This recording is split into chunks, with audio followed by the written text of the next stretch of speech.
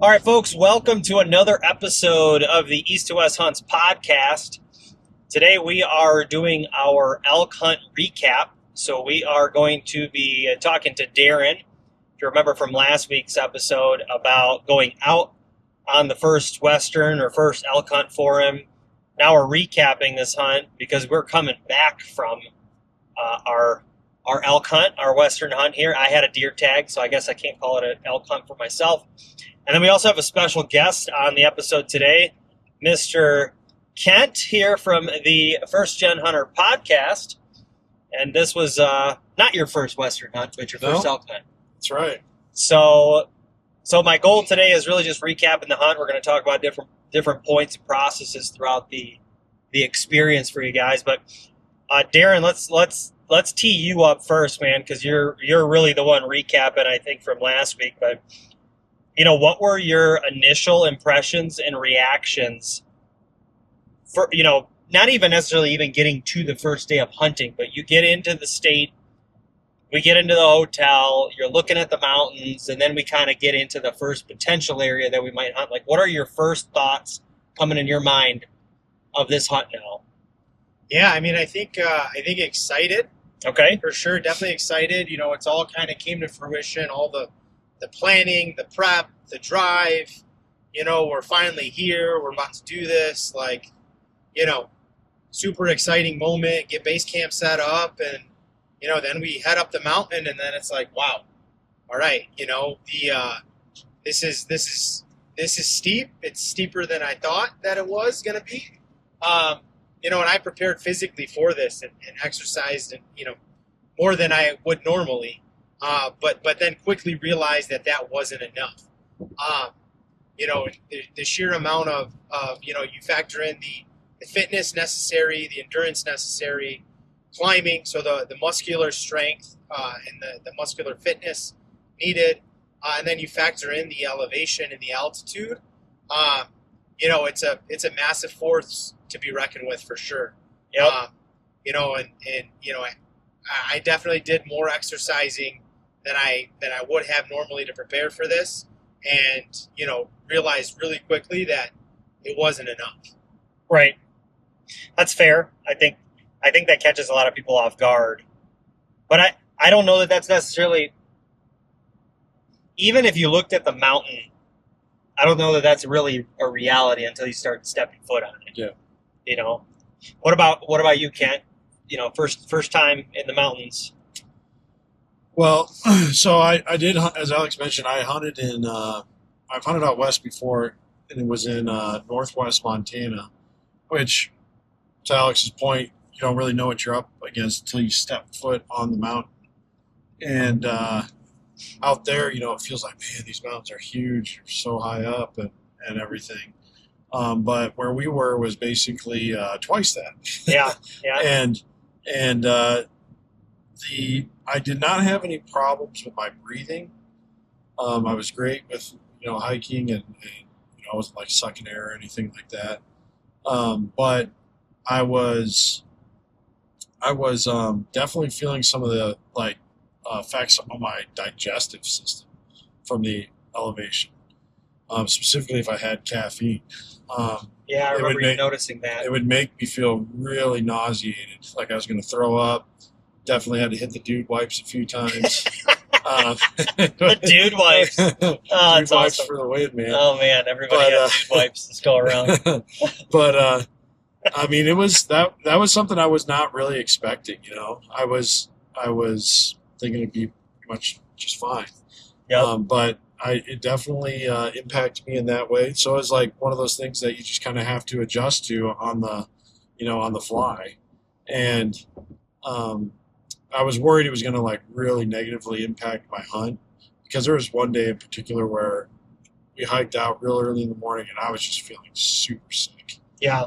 And I was like, great, this is going to ruin my week, and it's so much so that I thought I either ate something really bad, like maybe something went bad in my food that I packed, or we had drank some filtered water the night before, and I was worried just somehow maybe there was a little spillage in my bottle of unfiltered water or something like that and I was getting like Giardia or something like that. But that's how sick I felt. Yeah. But thankfully, after the caffeine got out of my system a little bit, I just hydrated. I started feeling a lot better and was able to keep hunting. But to Darin's point, I mean, it's just along with the elevation, you have the just the exercise demand. I think most people aspire to hunting elk, and just like both Darin and I have, and I'm definitely planning to fill an elk tag in the future. But the reality of it is that elk hunting should be rebranded as exercise hunting. I love that. And I love that. It's not something for people who do not have plans on like really getting after it. Yeah. I think a prime example of this. Well, first of all, people should know Darin did a 100-mile challenge to prepare for this. Right. He's no slouch. Right. Another guy on our trip has been running about 3 miles every day before work with his dog. And at one point on our hardest push day where we chased an elk way up high on the mountain, we had taken a break like halfway there. And I was like, yeah, man, I wonder what my step count is today. And it was less. I was below my average for that point in the day. And all of us were thoroughly thrashed by the mountain. So, I mean, it's just like I get most of my exercise through my job, a very physical job.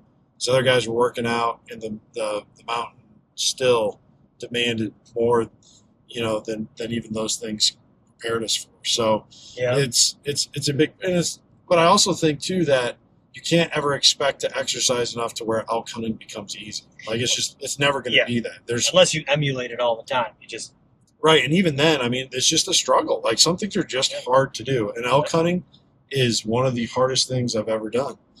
And so it's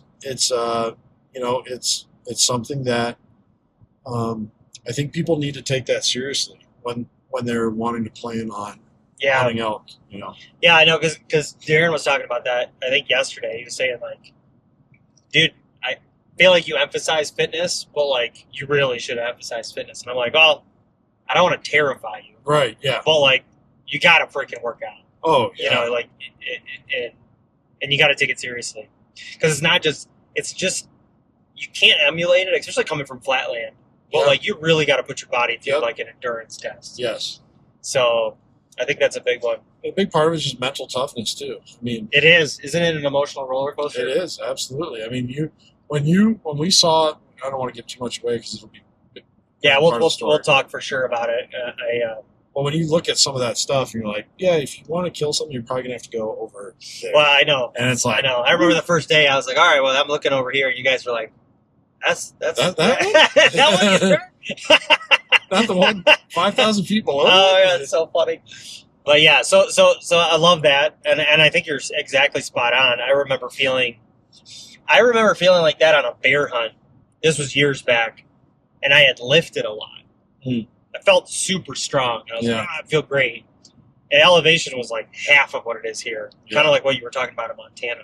Right. And it was all hiking. We didn't have horses or anything like that. And we're going straight up this mountain. And it is steep.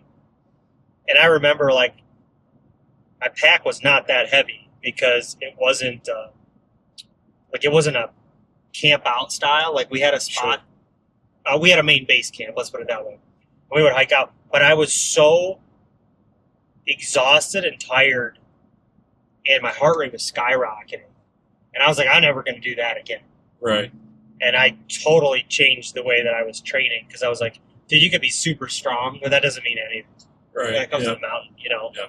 So you really just have to kind of test those levels. But anyways, enough about fitness. I'm sure we'll talk about it some more. But we get through first impressions. We get into the unit. What were those like, in your perspectives, early challenges or like change-ups that we had to do that were maybe potentially, let's call them adjustments, right? Because I know that first day was definitely an adjustment, pretty quick. Oh yeah, right, yeah, for sure. I think probably the biggest one Well, I'll let Darin go because I just talked. What do you got, Darin? Biggest adjustment Adjustment? we had to make. Or challenge right off of the bat? Yeah, I think it was getting in there and then just realizing the situation with the weather.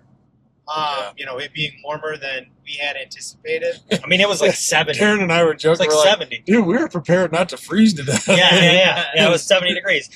We had to keep Darin from hunting in his underwear most days. I mean, Yeah, exactly. Yeah, I didn't expect to be sweating the way I was when we climbed that first little mountain. Dude, that was so funny. You bringing that up. For everybody listening or watching, Darin had his bino harness on. And we're coming down the mountain. We're coming down the mountain, yeah. Not as exerted. And he's sweating. He's like, Alex, look at my bino harness. It's just soaked. And he's just dripping sweat I on didn't hear it. that one. Oh, it was so funny. And I mean, he was drenched. And I was just like, whoa. Like, I didn't expect That's that. why Darin only wore his bino harness the rest of the week. Well, you got a hell of a workout, huh? Oh, yeah. We're coming back a few pounds lighter, so Oh, no doubt. we'll be happy about that one. Oh, all right. But no, I think so. The weather, obviously, and then getting up to that first glassing point, realizing hey, water's going to be an issue here. The sign is not looking promising. Although we got there, we set up base camp. We thought that this is where we wanted to be, and mind you, this was I guess the first week we drove up. I guess I'm getting ahead of myself here. We drove up to our first hunt plan site. Realized that from the truck, we drove about an hour in, to get to the base of the mountain as far as we could go, and realized that it's probably not a good area because it was so dry. Oh, yeah. We went to site 2, which was probably another hour drive from where we were, and then we saw that it was a little bit more promising. We liked the vegetation at the top. Yeah. So we said, okay, this is it. Set up base camp. We go up to glass, midday, and realize, hey, there really isn't that much water that we thought would be here. Yeah. So to make the executive decision, to say, look, I think we need to move and check out some other spots, was something that we had to do. That after that first evening, right? Spent that evening at base camp and then decided to move base camp again. And we basically spent about a half a day to 3/4 of a day just checking out different locations and coming up with, another plan. Yep. One of the things that I think resonated with me about something like this is things just take time out here. Yeah, that's a good one. That's a good one. Yep. It's just, packing up base camp. All right, you're talking, we had 5 guys with us, so thankfully it was quicker, but that could take a lot more time. And then just driving, right? You're driving on these off-road 2 tracks with rocks and shale and, moving slow. It might take you 40 minutes to drive 5 miles or 10 miles or whatever that is, to get to the base of the mountain and then to get back to road and, driving the windy roads and, things just take time, and it's investing that time, and I think that's part of the commitment to the whole thing. Yeah. Definitely. It is a lot of time because you realize how vast it is, Yes. That was eye-opening to me, realizing, hey, from the road, yeah, this looks really cool, but it's about 10 miles to the base of this mountain. Yeah. Yeah, you think it's like a Right mile there. away, right? Yeah. And you can see for miles. I mean, I come from a suburban area, so, it's just totally different. Yeah. Seeing, we're in a valley and in between mountain ranges, and, being able to see the other mountain range from one mountain range and knowing that that's probably 40, 50 miles across. Right. Yep. And, how many times, Kent, you were, it looks like it's snowing or it looks like it's raining over there across from us Yeah, it's on the probably other like side of the 2 valley. counties away. Totally, man. So, It's true. So yeah, those first days, they're always an adjustment. Like, it just doesn't matter what it is, right? Because it's like you got weather, terrain. I think those are probably the 2 biggest ones that I've just seen over the years make big impact. On this one, because we had a pretty big group of guys. I typically hunt by myself or maybe one other person. So this is like a big group for me. Yeah. For me, the biggest challenge was like having to think about the perspective of like how everybody was feeling. Yeah. Because like, you know, you were not feeling great. You were kind of feeling. I feel like in the mornings you weren't feeling great, but the rest of the day you were doing good.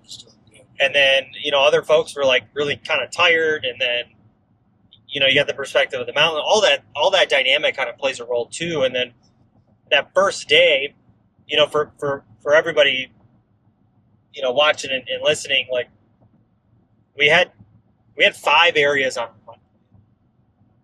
We hit the first 2 within like the first hour, and I'm looking at it going, it looked too dry right off the bat, because I was there last year going like, it doesn't look anything like it. Right. We had way more water, but then we get into the 3rd area, and then we're like, okay, let's go do some evening scouting. We set up base camp, and I thought that was cool. I thought that was great. Everybody having their first like base camp deal, and we were, you know, having a good time, and then but going up and glassing, we didn't see jack. Yeah. Like I saw 4 does. Well, speaking of adjustments, you know, along with the water situation and dryness that Darin mentioned, like this, you know, a particular reality I don't know that I've had to deal with very often. I suppose it's come up before, but like when you're hunting public land, there's other uses besides hunting that go on there. Yes. And there was some extra uses going on. That's public for sure. land recreators going on that definitely, if there would have been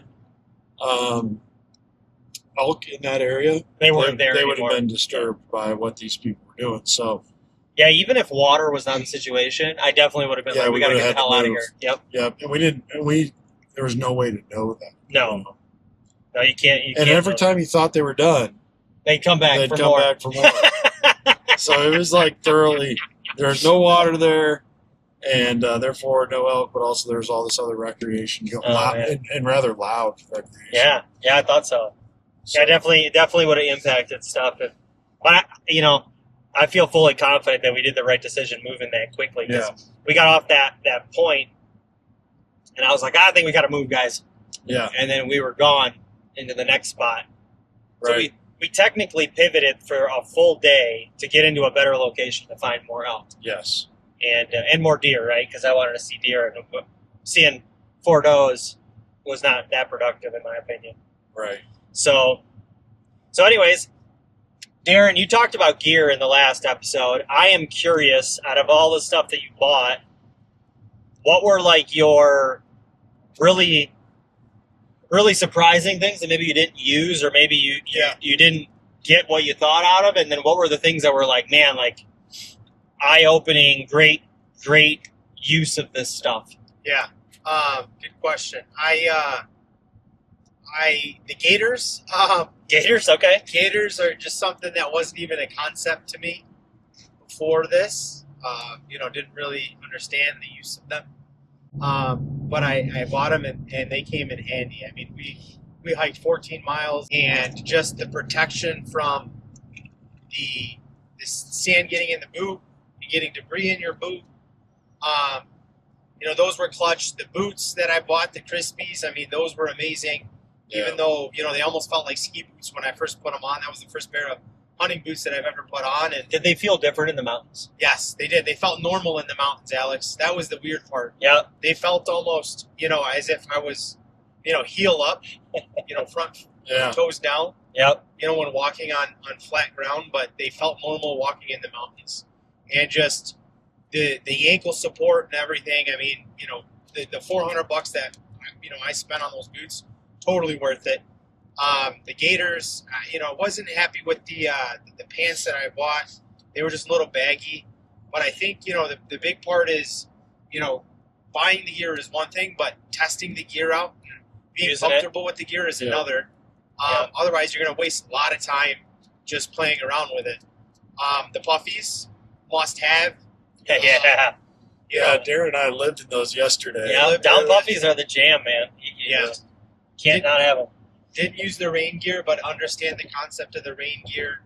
Bino harness, I think, and having, Alex, you and I talked about this. I think, I was really happy with my bag system, right? Like my dry bag system, where I had really first aid, organized. Yeah, first aid kit, / vitamins and whatever I needed there, my electronics bag, my kill kit, my toiletry bag, and then just having, those modular systems that can come in and out of your pack depending on what you're doing and, where you're doing it, right? Whether that's in the truck or driving somewhere or at base camp or putting it in the pack and going up the mountain.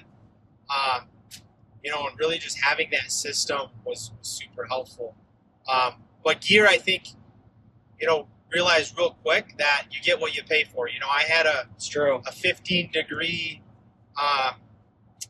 Mountain Hardware Bishop Pass sleeping bag, right? Maybe the temperature, I needed a better rated bag, but, that's a couple $100 bag, but Yep. you have some of these 0-degree, bags or negative 15-degree bags. I mean, you get what you pay for there. I think, I was cold a few nights, having the right sleeping pad. So, it's not just buying the gear, but it's really knowing what you're buying and buying good quality stuff that has been proven in the backcountry. Yeah. I think that's a big one, right? Like, two of the nights I was sweating in the sleeping bag. Yeah, And you guys are like, definitely it's seem cold. to have the best bag. And we had a heater in the tent. Like we Yeah. had a Yeah, but propane heater. we were out on the mountain. I mean, we had the stove, Oh, which yeah, I think that's a whole other experience. But yeah, like I had a negative 15 down bag, and that thing was just like smoldering inside. Like I had it half zipped down, and I slept that way because I was so hot. And then and then I hear like you're cold, and I'm like that's a different perspective. But I also know what that's like. Maybe I kind of forgot what that feeling was like of being cold, but I learned the same deal. Like I was like, man, I got to get rid of this bag because I'm freezing. Because I remember, actually, I was telling you guys, I remember doing an elk hunt. I was in Colorado. It was probably like 15 degrees at night. And I think on ours, like the lowest night temp we had was like 20 something, Yeah. 26, 27. Most of them was like in the 40s. I think we got down to 22. 22, okay. Tuesday night, Wednesday. Yeah, like that's it. That's cold, Yeah. But I remember having like 15-degree nights. I had a cot, and the wood burning stove, the wood just, we burned it all. We slept through it Yeah. essentially, but then we didn't restart it. Dude, I was frozen that night, and that was like a 20-degree bag. And then after that, I remember having like wool blankets and stuff to just pile on, and I never let that wood burning stove stop the rest of the week. Yeah. And that sucked too, because you're up every like hour and a half just trying to stoke the fire. Right. So it's almost like if you want to get good sleep and you want to have that comfort, it might be a tough pill to swallow that you got to go spend $500 on a bag. Right. You need the damn $500 bag. Right. So There's no way around it. Yeah, I think we talked about this too. Is you gotta, with something like this, you just gotta be comfortable with being uncomfortable, spot on. and having some of that gear sort of minimizes. It's not gonna get rid of the discomfort, but it's definitely gonna make something go from miserable to relatively tolerable. Yep. Right. Yeah, because otherwise you're right. Like if you're okay with the misery of it, you're gonna get away with stuff. But there does come a point of like, how much of that do you really want to go through? So maybe like your round 2, 3, 4 of these kind of hunts, you're gonna retool your kits. For sure. Yes. And I think that's the cool part. What about you, Ken? Any surprise gear findings? I had purchased. So Alex and I talked at length about this clear back when I think when he invited me on this hunt, which was almost a year ago. Yeah, time's fun, man. We talked about the reality of neither of us have ever been satisfied with lace-up insulated boots, aside No. from like those stinking mucklucks. Yeah, dude. Yeah, no. Like there's just not a good option when you have laces on a boot. It's gonna seep air. It You're comes gonna out, lose yep. heat. And so we're like, I don't think it's really worth it for us to reinvest in a new pair of insulated boots that are going to be of the quality of the non-insulated boots that we are hunting in. Because we're both crispy guys as well. Yeah, I do. I really like those. And so we talked about the reality of, especially while glassing, our feet getting cold. And so I I had remembered there's these or not liners, but these over like booties. The boot cover things? Yeah, boot cover deals made by Arctic Shield, I think is the brand. Okay. We talked about getting those and just bringing them in our packs, almost like another extension of our puffy system, where when you're sitting in class and you get cold, so you throw on the down jacket and down pants. It's your puffy for your feet. Right, it's my puffy for my feet. And so I bought those for this trip, and I almost brought them out yesterday morning. And I was like, man, it'll be fine. And man, was I wishing I had brought them out. So it ended up being a good buy. Had it not been such a dry, warm week, I think I would have used them all week. Because I would have found out quickly after the first glassing session, hey, you get your foot puffies. But yesterday was really our only cold start, and I didn't use those. So I wish I would have used them. I'll still use them for whitetail hunting, I'm sure, or other purposes. Glassing. I'll definitely bring them on future elk hunts, I'm sure. But so that I think was a good buy, but I didn't get to check it out. The puffies, as Darin mentioned, the puffies were clutch. I had those from previous hunts and lived in them yesterday. Yesterday was just cold. You slept in them too, I know. Yeah, I slept. You were sleeping. Never my pants, but definitely my coat. For 2 nights, I slept in my coat, and that was clutch for that too, because it allowed me to bring a lighter bag. So I brought a 20-degree bag, and with my puffies, it was tolerable. I was never to the point where Alex was, but it made that 20-degree bag work in those conditions. So, and Alex had coached me up on it. He's like, dude, just bring the 20-degree bag and puffies. And honestly, it adds extra padding too for while you're sleeping. So yeah, you're right. You're sleeping on the ground, and your sleeping pad develops a leak in the night. Seriously, as you learned. You at least got the puffiness of your or the padded aspect of your puffies to help cushion you a little bit. So puffies were clutch, and then also my headlamp. I almost never use a headlamp. I do a ton of whitetail hunting.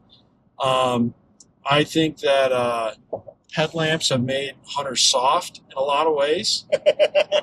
I think there's a lot of grown men who are afraid of the dark, but they don't want to admit it. That's true, man. How dare you hike at night? Right, and I do so many in the dark walk-ins and walk-outs to the deer stand without even a headlamp on me. But I knew for this trip I would probably need one. Because we would be doing so much more difficult hiking than it is in Iowa. Yeah, that's true. Yeah. I'm not just walking in corn and bean fields now. I'm walking in the mountains. The mountains, and you can trip and fall to your death or break your leg or whatever.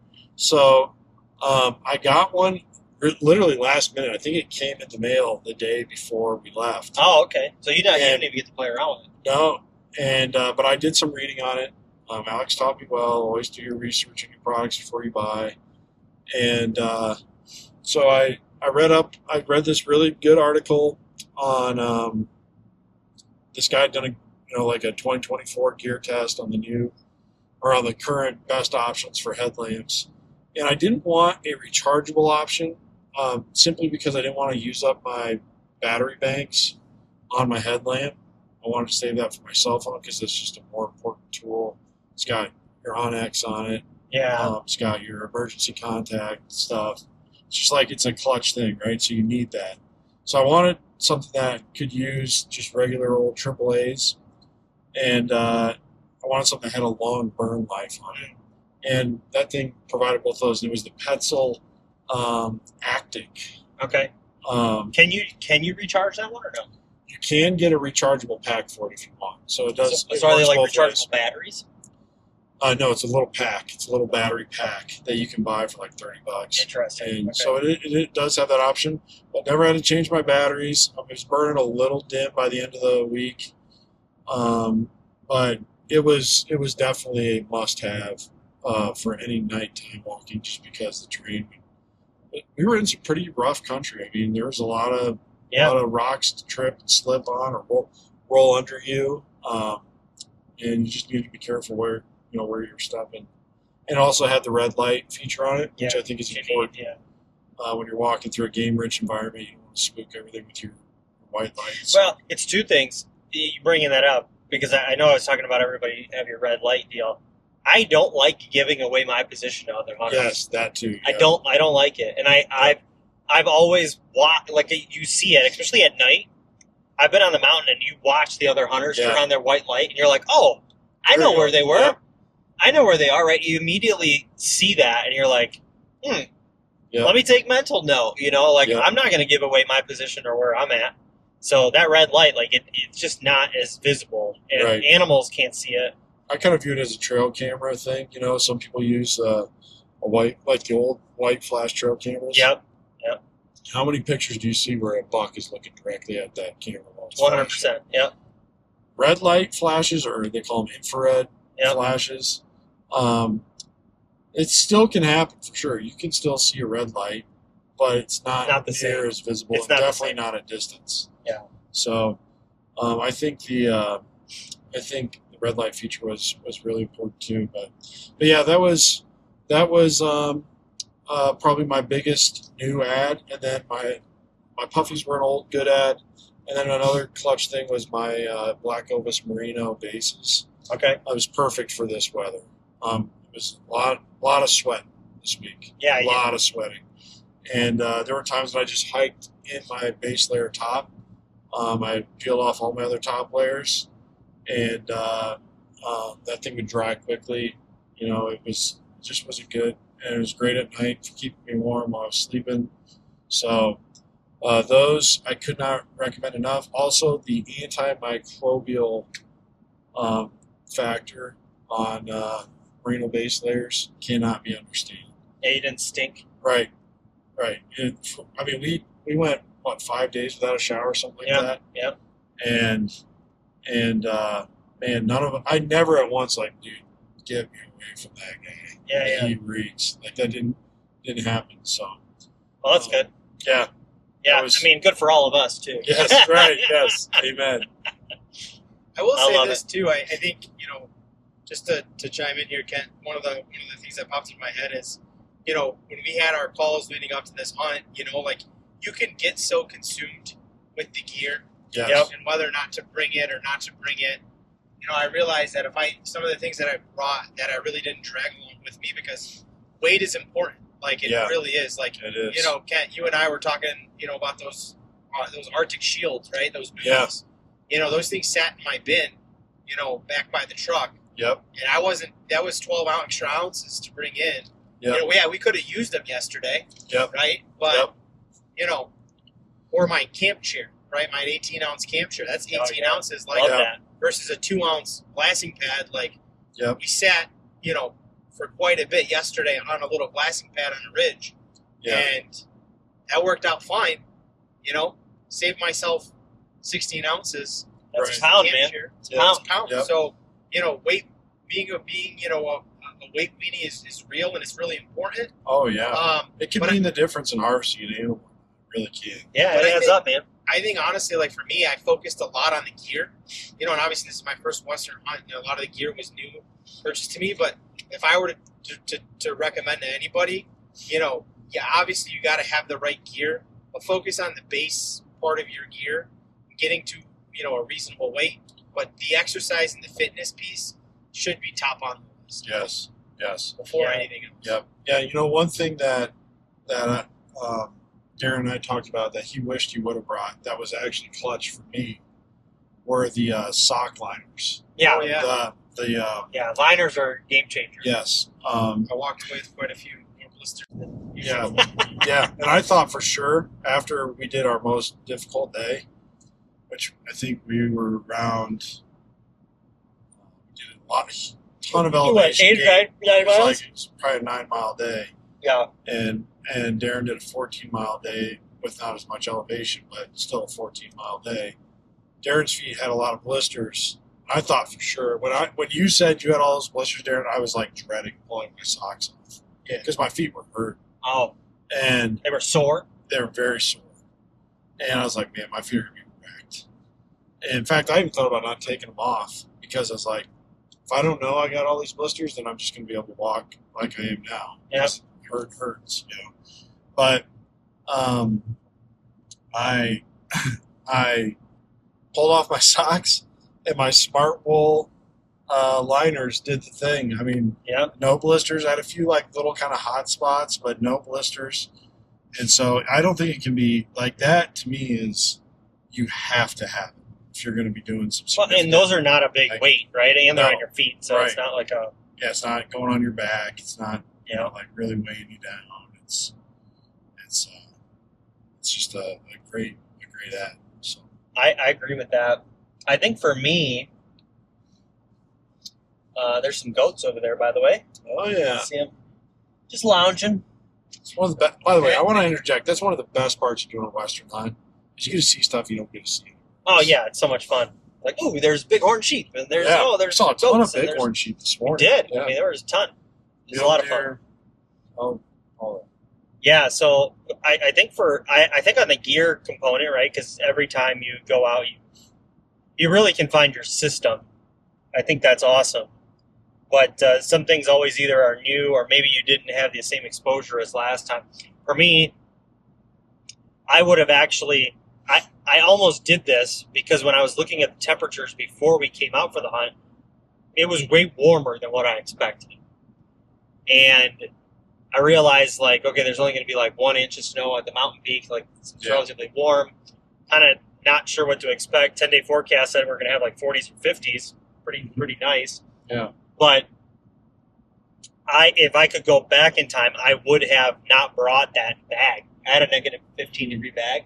It was actually too hot for me. I would have rather brought my 20-degree quilt, and I would have slept in my puffies. And that would have been a better move for size and weight purpose and for comfort. Yeah. I actually was too warm. And because we did have, so for perspective, as we kind of get into the more of the hunt, like I had a big like 12 by 12 tent. It's the Cabela's like a Lacnac or something, or Alaskan guy. I don't even remember what it is. It's a big tent. And then instead of having the wood burning stove, we had a big propane gas buddy heater. And that really kept the tent at like probably 50 degrees all night long. Yeah. So that part was nice.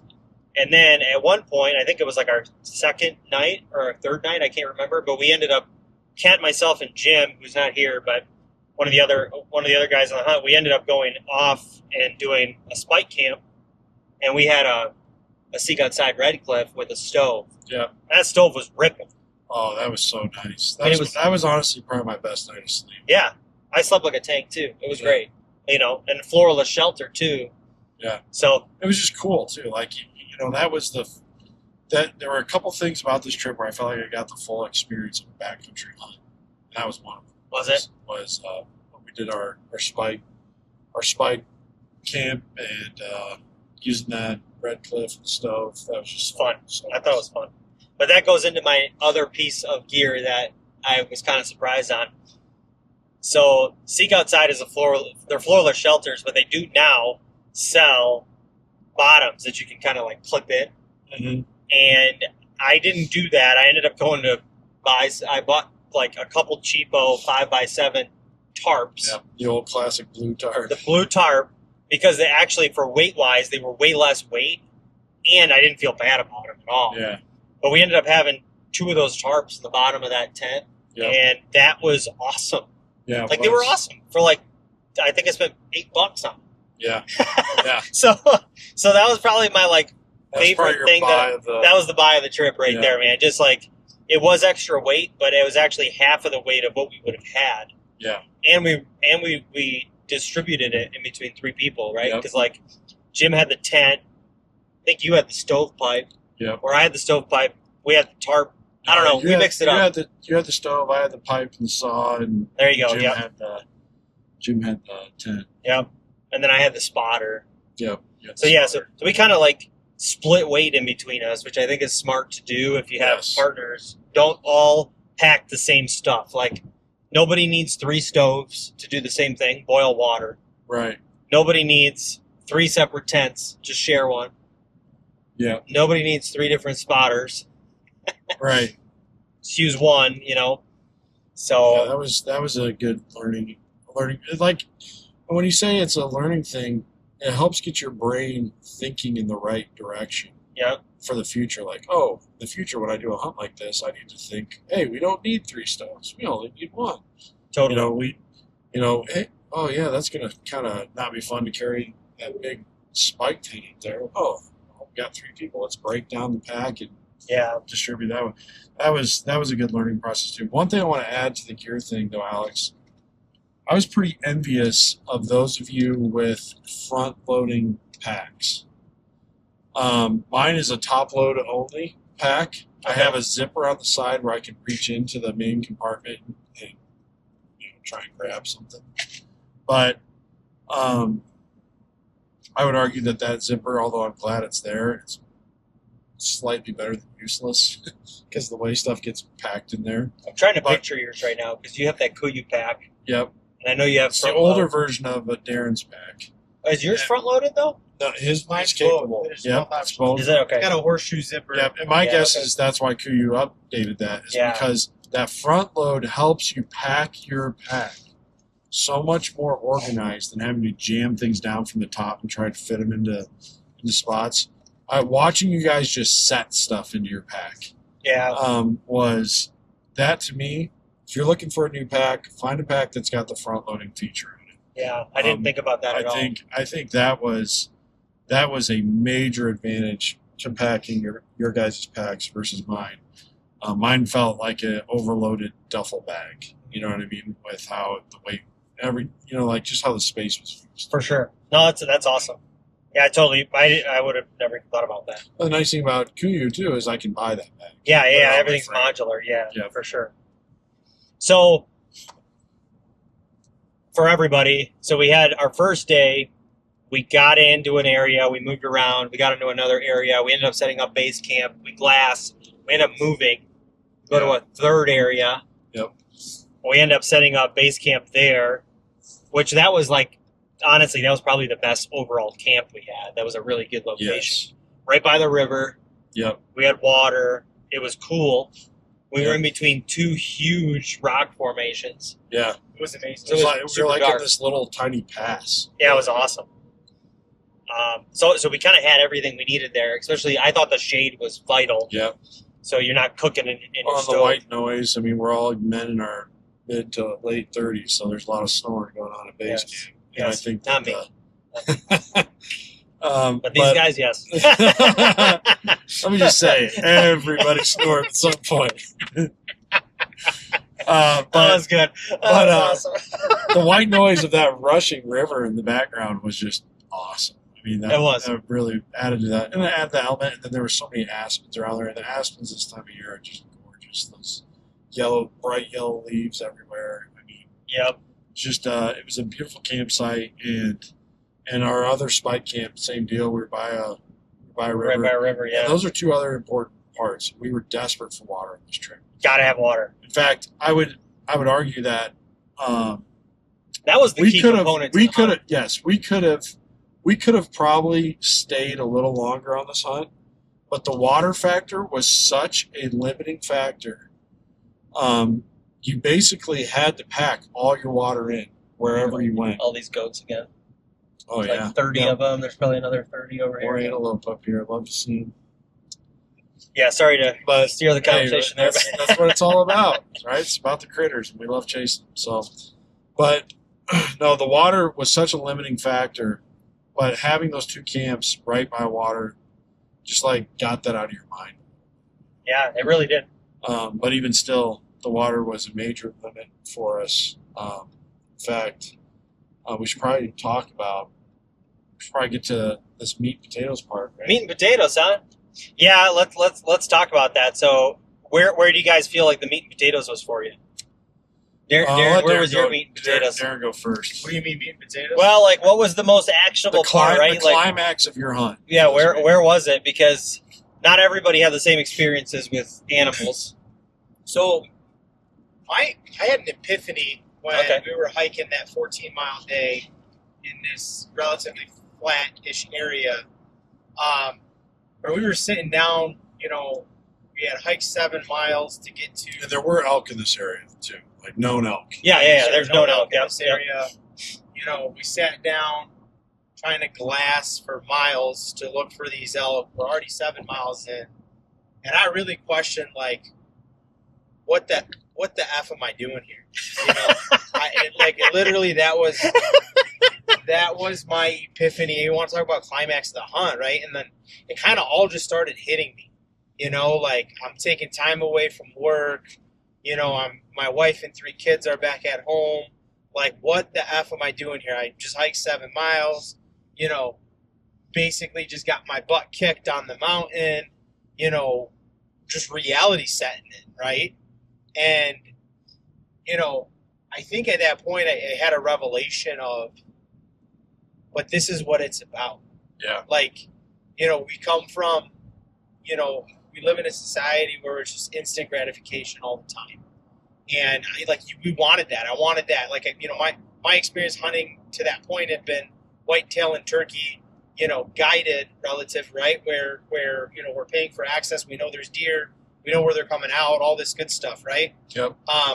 But this was a real raw Western elk hunt where, the chances of filling a tag are less than 11%. Yep. You're going to have to suffer. It's not like you're going to get there, automatically assume you're going to see elk, pursue elk, shoot elk, pack elk out in a matter of a few days, right? This was meant to be a 9-10 day trip. And so, the rawness of hunting, I think, hit me in that moment, right? Where this is the sacrifice that needs to be made. Alex, you and I in the last show talked about the commitment. Yeah, right? you gotta have that. Yep. The commitment leading up to the hunt is one thing, but now the commitment of the hunt is a totally different thing. Yeah. And it's, committing to that, right? Committing to, hiking up the mountain 7 miles or hiking in a flat land 7 miles and potentially not seeing what you expected to see or not running into what you, hope to run into. Right. And that's hunting. We ran into a hunter at the entrance of this area, and we were just talking to him, and he had been out. This was his spot. He was from Minnesota, and he said that this is the last 10 years he comes to this spot. This is what he does. This is what he hunts, and he's been successful. 3 out of the 10 times, 3 out of the 10 years. And, when we got out, we were telling him we didn't really see much. And he said, I didn't see anything either. And, his response was, well, good thing we got 7 more days. That's right. Gotta be positive. That's the positive attitude. That's the commitment to coming out here and the dedication of look, you're going to have those days. You're going to have those mental moments of just stress and challenge and of questioning yourself and what you're doing.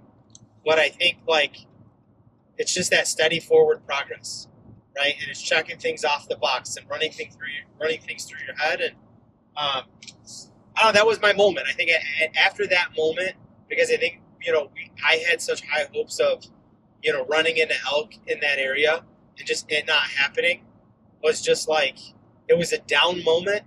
But then my attitude, I guess, sort of changed. You know what I mean? That's good, man. And about everything after that point. That's good perspective. Yeah.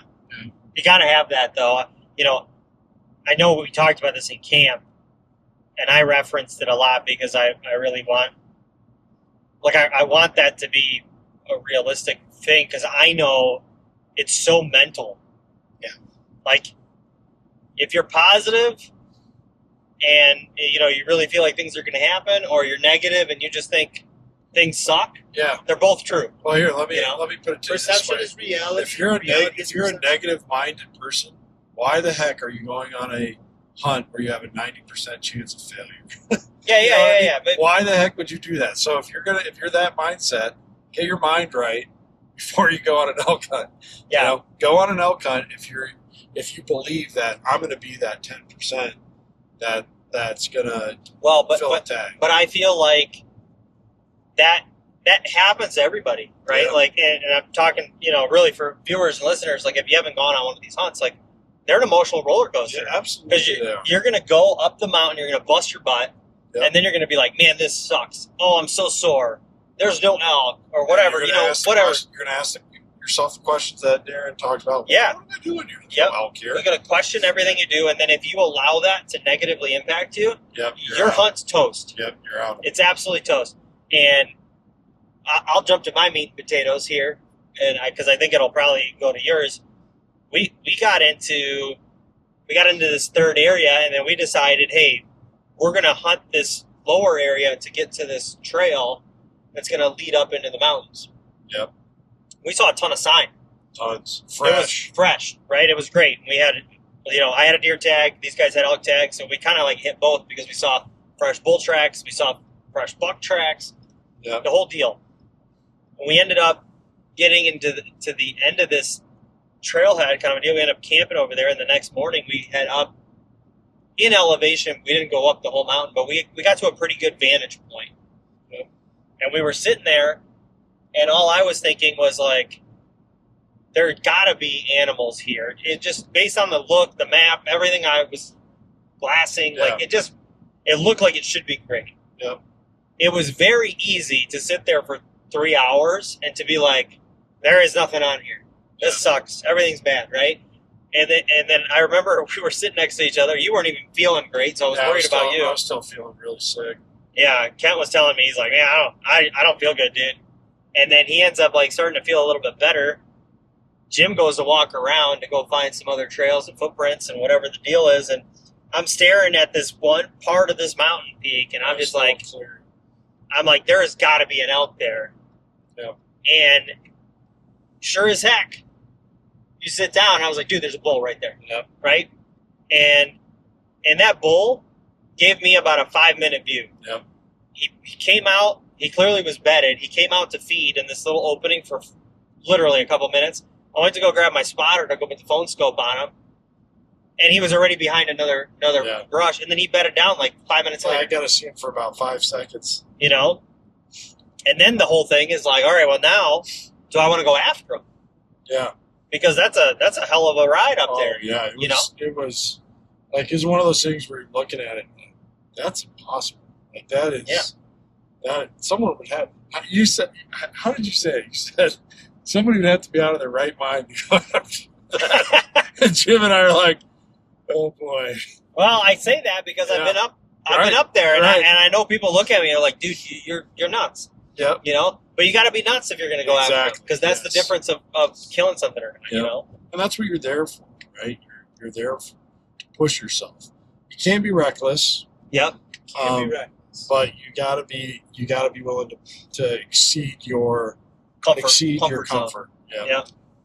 So, anyways, that was my epiphany of like, I don't say epiphany, but the meat and potatoes for me. That moment though was like, this is the high and the low point, because you could go real low here and say like, man, everything sucks 3 days in, or you could be like, dude, this is it. Yeah. Like, this is the moment, and that's the mental game. It had nothing to do with anything physical up until that point. Right. So, anyways, I'll let you kind of chalk it up at this point. Mine is the extension of what Alex just said there.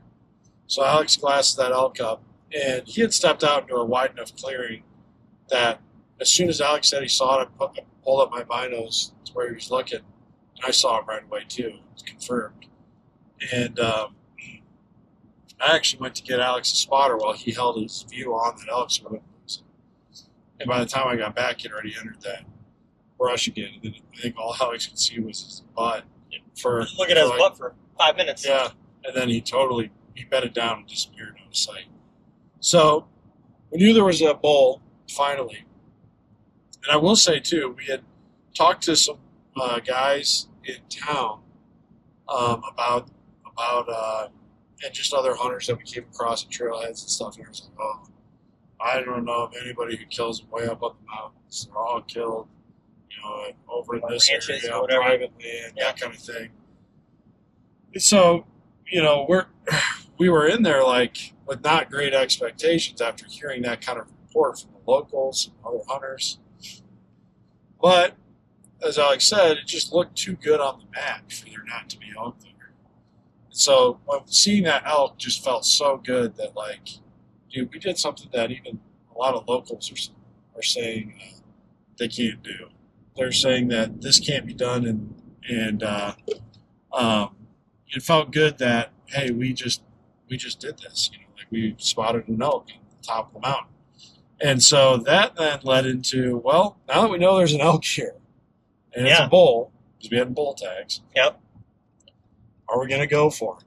Yep. And of course, it was not in an easy place. I mean, this dude knew how to avoid hunting pressure. He sure did. He was at you could see the top of the mountain, and he was like, what, maybe 100 yards below the top of the ridge, the peak. Yeah, because if you would have come off top, that probably would have been like 150 yard shot down. Right. In fact, that's what we talked about doing, was walking the mountain ridge to get into position to shoot downhill on him. And so it was a really I mean, as Alex said, those guys would have to be out of their mind to go after that elk. And fortunately, both Jim and I are out of our mind. Yeah, I love it. And Alex gave us enough confidence. I think a big part for me was we found a much more reasonable route. Like the other two routes were either going to be like really tough, but led and only set you up for like a super long shot. And I didn't really want to do that because I just know that I know enough now that trees on a mountain look two-dimensional at a distance, but once you're in them, like, it just blocks your view so much more than you expect. Uh-huh. And so I didn't want to like walk all that way and then end up with no shot. You know what I mean? And then the other option was this huge walk around. I mean, many miles of like there's no way around it. You're coming back off this mountain in the pitch black. Yep. And I know you were worried about that. I was very concerned about that. And then you got to factor into all this, the water situation again. Because you guys didn't come along water, did you? We all packed in 3 liters that day, but we, sorry, we're podcasting so hard here, we missed our turn. But we by 3 miles, we missed the turn. Don't know how that happened. It's funny. But we all packed in 3 liters. I think at the onset of that hike, we were down. I think I had 2 liters left, and Jim was down to like I think 1.5 liters. Yeah, that's not a lot of water. And you know, you're talking like your options here are either to walk down this mountain in the pitch black, stay the night on the mountain with no tent, and just endure the wind in your puffies and snuggled up with your hunting buddy in your packs. Oh yeah, that would have been great. And so like there's not a lot of great options there, but we were like, we know there's an elk there. We came here to hunt elk. We came here to learn how to be a backcountry hunter. You know, we wanted the experience. And I really got to give a lot of credit to Jim. This was Jim's first ever hunt. Yeah, he went hardcore, man. And he went hard. He was like, yeah, I'm willing to do it. And had he not been willing to do it, I would have been. Yeah. I needed that, like... You needed a hunting buddy. A hunting buddy willing to tackle that with me. Yeah, and I didn't have an elk tag, so I wasn't going up there. Right. I was glassing. He was glassing for deer. I was glassing for deer because I sat there going, these guys are going up. If I go up there, like, what if a deer is 150 yards from me glassing at this next, like, ridge, which very well could have happened. Yeah. And, we were in a good deer glassing area. It was a great spot. Yeah. So Jim and I, we decided we're going to go for it. And it was a brutal hike. We got packs on, of course. We got to hike it with our water, a lot of elevation gain. It's all bushwhacking. There's no trail here. You're just finding your own way. We got to probably, I think Jim said we were within 700 yards of where this buck was bedded. But we quickly began to realize, we knew it was going to be steep. It was like one of those things where you just can't understand how steep until you're there. Until you're staring it in the eyes, you know. And it was crazy steep. It was really just a monster. And we started talking. We're like, man, we have walked through some sketchy stuff to get to this point. Can you imagine walking this in the dark, man? And those headlamps would have came in handy, huh? they would have. I don't even think they would have done enough for us. And then we also just were thinking, like, dude, if we shoot him up there, I don't know if we could actually scale it to get to him. Like, the bullet can get there, but I don't know if we can. I think you guys would have, all of us actually, because obviously I had helped pack out, but I think we would have had to come from the other ridge over. Yeah, because that rock face is what you guys couldn't go up. It was so steep. Yeah. And dangerous. I mean, just truly dangerous, like the kind of thing where somebody gets hurt. You know, we get to within 700 yards, and Jim and I just agreed. We're like, yeah, this is, he deserves to live because he got himself into a spot that is really impossible to get to. Yeah, and I guess to really kind of frame this up, because when I was talking about the hunt plan, like, I knew what the bulls would do, right? We talked about this. It's post-rut. They had just been having a lot of sexy time. Yep.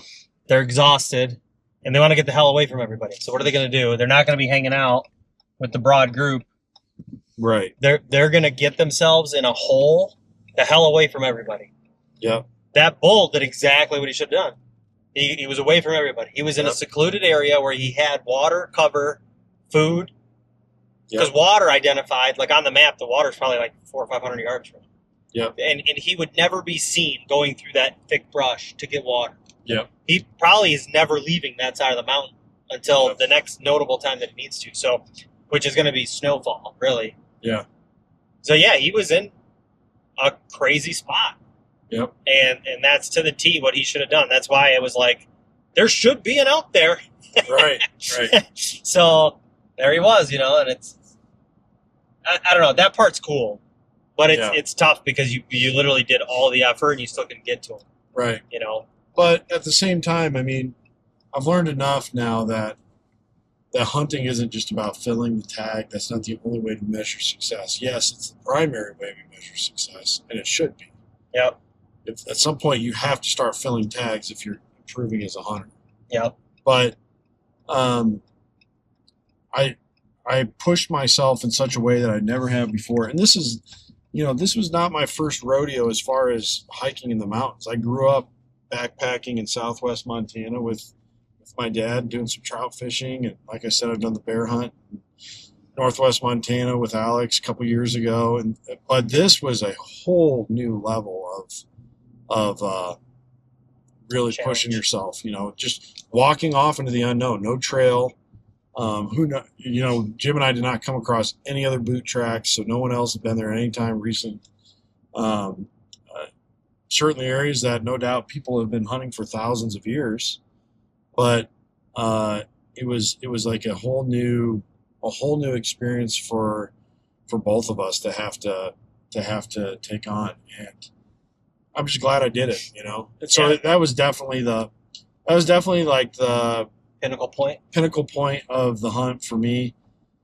So while Jim and I are walking down the mountain, that ended up, that is, I think, more difficult than actually going up the mountain. Like, it feels good on your lungs, I guess, going down.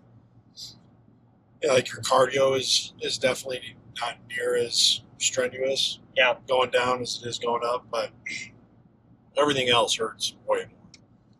And cardio really was not an issue for me on this hunt. It was mostly just like the pain from the pressure of my pack on my shoulders after being on there for so many miles and hours, and then on my feet just from pounding the ground so much. Yeah. So when we got up there to that elevation where that elk was at, that was only like half of the day. Right. Like the work was still. Half the work was still ahead of us coming back down the mountain. So Jim and I worked our way back down. We used our trackers on Onyx, which was huge because that helps us, because we were bushwhacking it. Yeah, and you guys actually found me through my waypoint. Yep, and Alex sent us an updated waypoint for where he was at, so we hiked down to him. And I don't know, what would you say, Alex? We stopped there for maybe half an hour. Yeah, chilled with because you for a little bit. I was sitting glassing. I took a nap. It was wonderful. The sun came on my face. It was great. It was just Yeah, lay and down Jim and I took a couple breaks on the way up and on the way down, yeah. just to get the packs off for a little bit and get some water in us.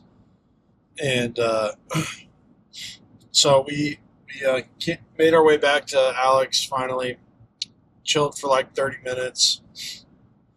Then we all loaded back up and hiked back to Spike Camp. And kind of at that time, we were planning to just stay another night at Spike Camp.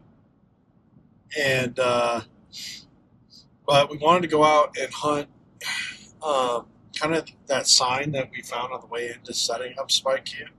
Yeah, there was a lot. And I can't remember what changed our mind to not just go out. I think it's because we were going to get so close to the truck when we went out and hunted. We were like, well, we may as well just take camping on our back and go stay at base camp tonight. I think the key was because when we got back to camp, we wasted a little bit of time because we chatted with those two guys on horses. That's right. Yep. And they didn't have anywhere to go, so they were packing out. Yep. And then I remember looking at the watch. It was 3:42. We still would have probably had an hour before we get out. Yep. And then I was talking to you going, okay, we technically kind of burned up this afternoon already. Yeah. So do we just call it that we burned it and we can still hunt the way out, but we break down camp, and that way we don't lose the morning hunt? Right. Because we were going to technically lose more time if we stayed there. Right. So I think that was the key component, where we were just like, yeah, let's just pack up camp and then just hunt our way out, because that way it'll be like dark by the time we get back to the truck. Yep. So that's what we did. We broke down Spike Camp. We actually did that really quickly. Yeah, we did. And got our packs all right again. And it's funny because I packed mine knowingly in a bad way, because I was like, dude, I am tired of digging everything out of my pack every day to get my sleeping bag and sleeping pad out of the bottom, and then which is where it belongs. That's where it belongs in your pack. Yep. But because we kept moving camps, I had to keep unpacking and repacking. It's like I'm just sticking my other stuff at the bottom this time, and I put my sleeping. So funny. And that hurt you on the way back.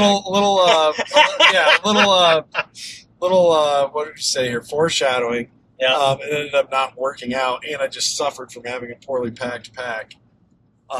So we hike out about a couple miles. Yeah, it was. I think it was like 2.5 miles. Yeah, it was a good hike. Yeah. I mean, it was no slouch, especially after doing everything Jim and I had done just hours previous. And so we were hiking out, and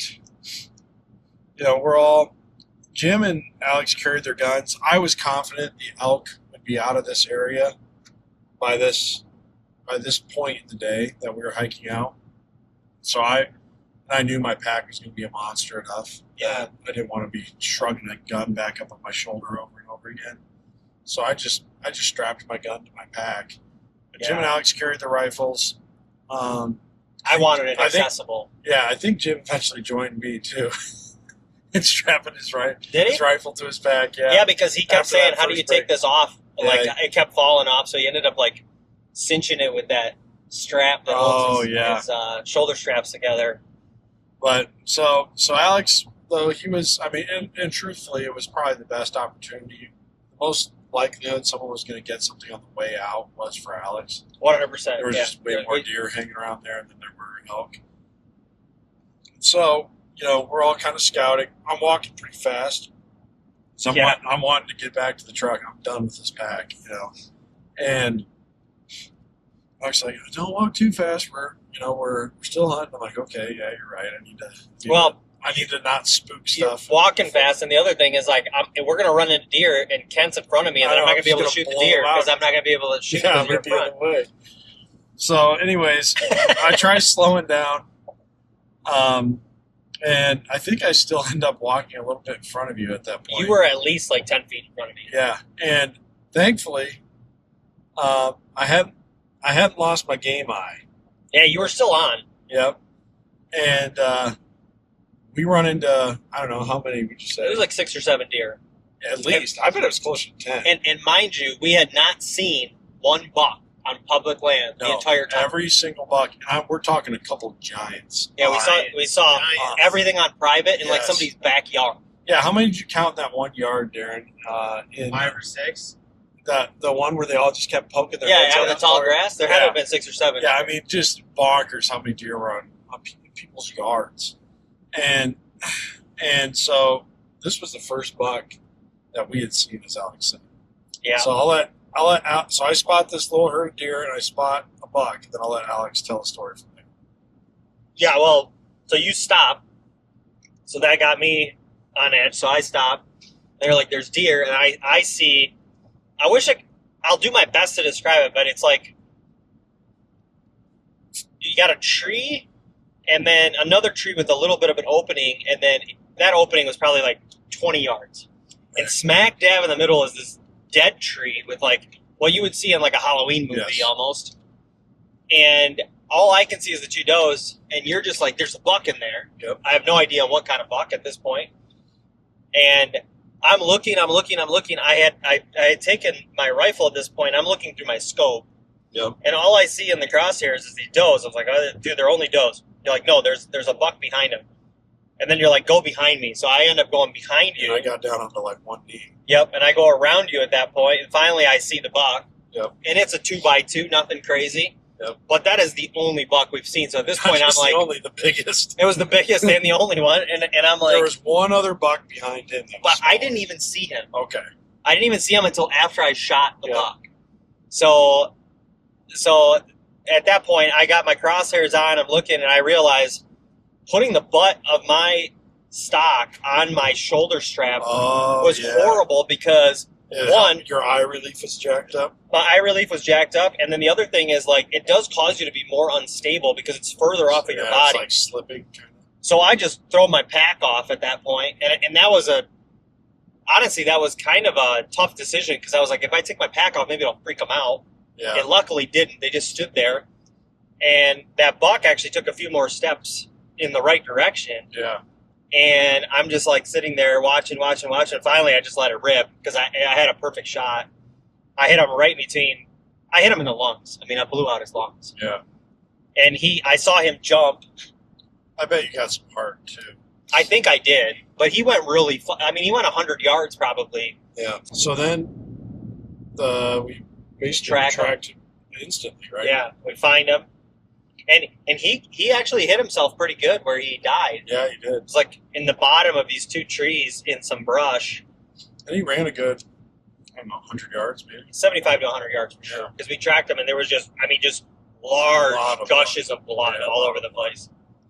So that was good. That was such a good feeling to like notch the tag, have meat. Like we got meat in the cooler, which was a whole nother ball game because something about me, I just don't like processing meat. It just takes so long to deal with it. I would have deboned him if I had to, but I want to find a processor to put him in a cooler and freeze it and the whole deal. So that was a whole nother. We won't even bother with that, but that was a whole ordeal. We ended up finding a processor that took care of it. It was great. Yeah, give him a shout out. Yeah, that was Hilltop Custom Deer Processing. And we took a video of it. It'll be in the video. Yeah, maybe I'll pop it in here, but it'll definitely be in the YouTube video for the hunt.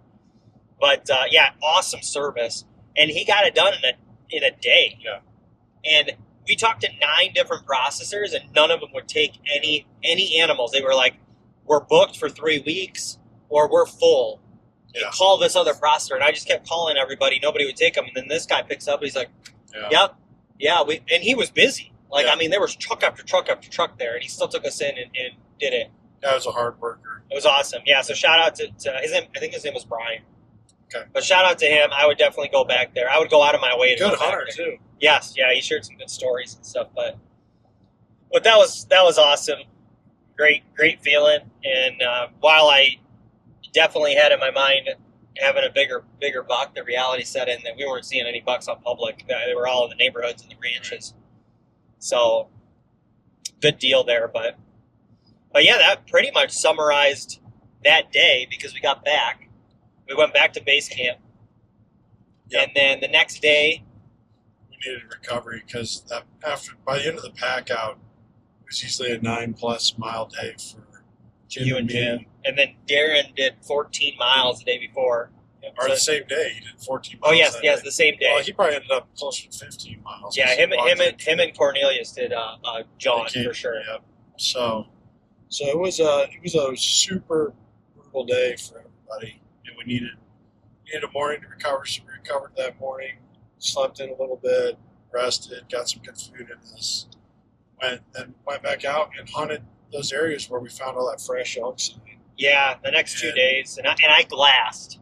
Yep, Alex was now tagless, so he glassed. And what was really cool was Darin and I got to hunt together the last evening, and then most of the next day we basically did an all-day sit for as long as we felt like would be in that area.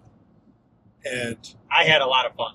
Yeah. I had a lot of fun glassing because the amount of animals I saw was wild. Yep. And Darin and I had a good time. I am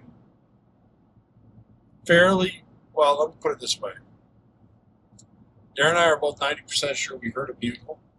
Okay. Off in the distance. We heard a ton of coyotes. This was not a coyote. It was a different sound. Could have been another hunter. I think we did hear another Doug Flutie at one time.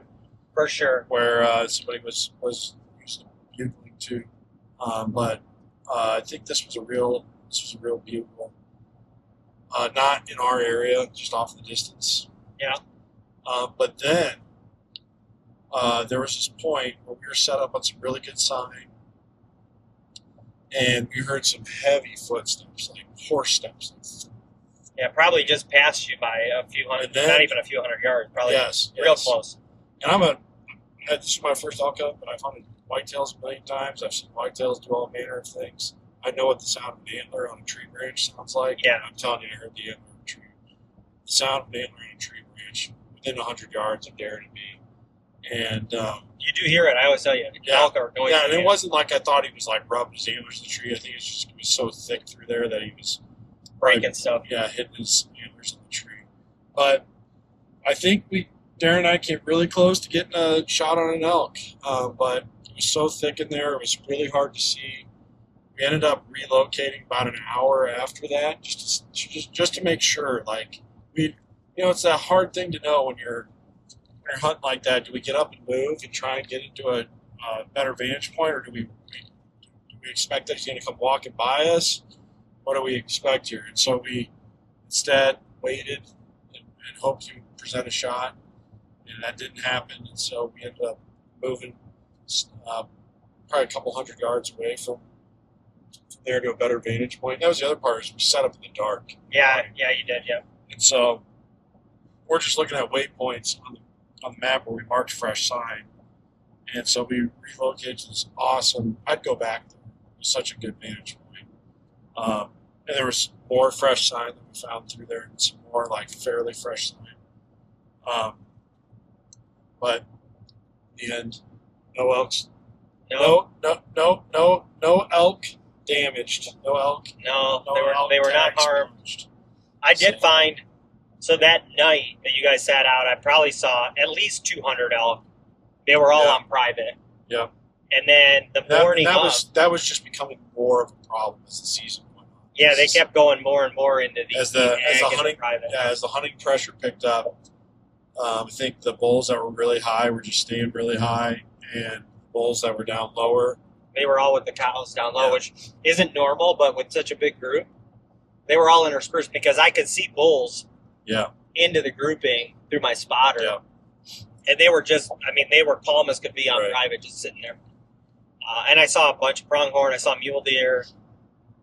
Obviously, there were cattle all the way in the distance, too.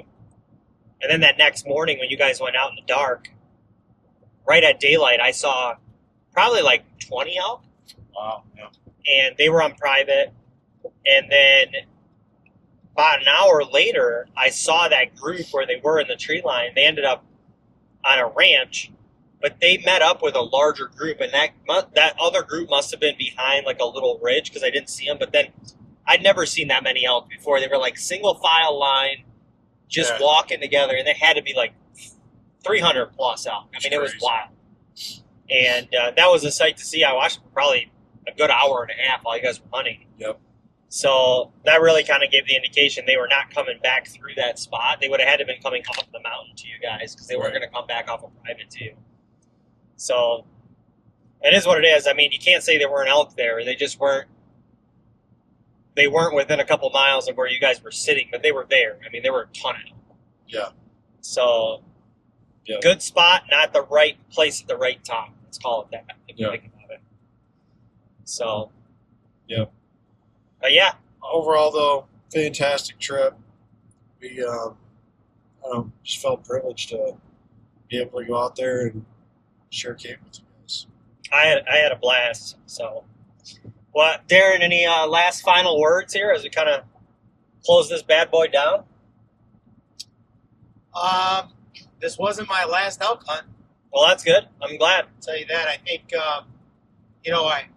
it was an amazing experience, amazing learning experience.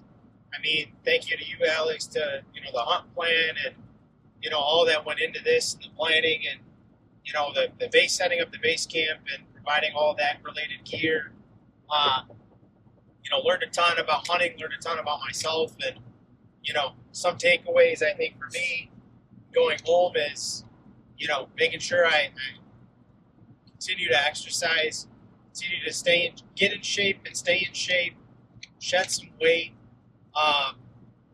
circle back and really I think figure out it was a really good experience and hunt to benchmark, future hunts against and really figure out what exactly I want to do in the future and, if I'm ready for that and how I want to do it. Right. So, Yeah. From just being a turkey and a whitetail hunter in Michigan to going out west and experiencing something like this has been, a blessing for sure. Had my moments out there, but, through the process, got to meet great people, got to meet Kent and, a couple other guys that were with us. And, we talked about this and we kind of experienced it during this podcast, right? Like just the interactions with hunters are just so fruitful and so loving and so sharing. And, it's just an amazing community to be a part of. And, looking forward to continuing to learn and educate myself and, many adventures down the road. So Well said. Well said. Forward to. Love that. What about you, Kent? Anything? Yeah, like Darin said, not my last elk hunt for sure. I mean, I think it goes for anything. Think of how many times you have to go whitetail hunting before you harvest your first whitetail. How many times you have to go turkey hunting before your first turkey. On and on, right? It's definitely against the norm to fill your tag on your first time out. So I have to, though it stings a little bit to come home with tag soup, it is part of the process. And like I think the good word there that Darin said is benchmark. We established a benchmark for what elk hunting is and where do I fit in that picture for where that benchmark is? Where did my physicality fit? Where did my my attitude, my positivity and all that? Where did my gear line up? Yeah. What did I need? What do I need? What do I need? What do I need that's better than the version that I had? All that stuff is going to go into my next hunt. I definitely also, this was an OTC hunt, definitely doable to fill a tag, but it really shows the importance of applying or purchasing points. Yeah. Having buying points points to get into units that have perhaps more animals and less hunting pressure. Maybe even like terrain that's easier to get around on, right? There's that factor in it too. So Yeah. Good point. There's a lot of lessons to be taken away from this, but I definitely plan to go back and I'm excited for my first bull I do harvest someday. And that feeling of wrapping that tag around his antlers and knowing how all of this played into that moment will just be special. And like Darin said, friendships you make and those that you bolster too. For sure. This Yeah. was Alex, my second hunt we've done together. I'm excited for hopefully many more that we have in years to come, and I'm also just thankful that he planned this hunt. It's what made it possible. So. Well, I had a great time. I had a lot of fun with everybody. I feel like I hunt a lot solo. It's got its benefits and challenges. Having a group benefits and challenges. But the one thing is the people factor. Getting to break bread or share mountain houses at camp every night is a lot of fun, and just the interactions and almost every night. Some nights I had to skip. Well, yeah, you didn't. Yeah, I think I'm gonna go with the peak refuels. Yeah, next time. peaks are money. Although Mountain House beef stew, that was good. I'll give that credit. I actually, not to go off on a tangent on that, but I was very happy with my semi-homemade meals. Yeah. I did Idahoan mashed potatoes for like 5 out of my 6 meals. I had 1 peak refuel. Well, no, I take that back. I had 4 mashed potato things and I had 1 beef stew. But what I did was I bought just freeze-dried chicken. Yeah. And then I doubled up my protein. Yeah. And I had way less like fat in them because like if you guys look at like the peak refuels, I think the biscuits and gravy, I was looking at it, it has 40 grams of saturated fat in it. Like I almost fell over. So to me, I was like, oh yeah, I literally have grilled chicken and mashed Gelatinous potatoes. blood. I mean, seriously. So that was really, really good. I had no upset stomachs or anything of that. I also can't say I ever have had an upset stomach for mountain houses, but I didn't feel bad. Yeah, I think had I not been battling that altitude sickness, I would have been just fine with it. Because every other time, I mean, that's what Caleb and I lived on And you were fine. in Nebraska last year, and I did fine with them. So I think I would have been just fine had I not had that other nausea going. So. Valid. Well, Kent, how do people follow you and see your stuff? Yeah. You got your own podcast and all that jazz. Yeah, I appreciate that. Thanks for having me on your show, Alex. Alex is a longtime friend of mine, a big friend of the show. He's co-host a lot of the episodes go over the First Gen Hunter podcast. Find it anywhere that you download podcasts, or listen to podcasts, stream podcasts. You can also go to firstgenhunter.com, check out my website, see some of the articles I've written. And you can follow me on Instagram at first.gen.hunter. And you can see all my current adventures. You can see the buck I shot a few weeks ago. Yeah, he shot a in nice Iowa. And hopefully another buck to fall yet this hunting season during the archery portion of the season. So. Love that. Well, folks, thanks for joining in on this recap. I will add in the show notes Kent's aspect of his podcast and how to follow him and all that. I'll add Darin's Instagram handle if you guys want to follow him as well. And then just remember, if you guys want anything involving tag applications, hunt planning, gear rentals, any of that sort, head over to www.east2westhunts.com. And obviously you found the show, but if you're trying to subscribe or follow, you can do it on YouTube, Amazon Music, Spotify, Apple Podcasts, all that jazz. And if you want to talk, go set up a free consultation on the website, books it straight in my calendar. We can meet on video and talk about what you want to do in your hunting future. And I'd love to be a part of that. So that's definitely my jam. But with that said, thanks for joining, and tune into our next one that we have drop. I'm sure we're going to have some more exciting stuff coming. And until next time, remember to scout, hunt, and repeat. Thanks so much.